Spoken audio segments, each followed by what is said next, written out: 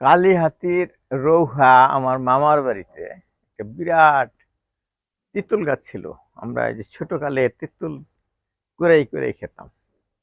এখন আমাদের গ্রামের বাড়ি যে বড় বাচ্চারা সেখানেও তেঁতুল গাছ আছে বিরাট।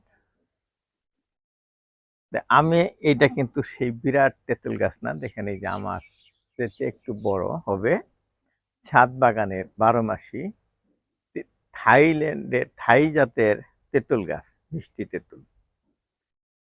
এটা পাকার আগেই শেষ করে ফেলি খেয়ে। কাঁচাই ভালো লাগে এটা।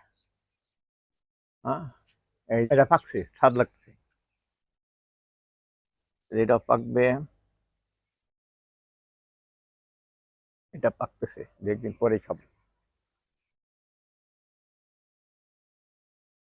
ছাদ বাগানের তেঁতুল গাছ।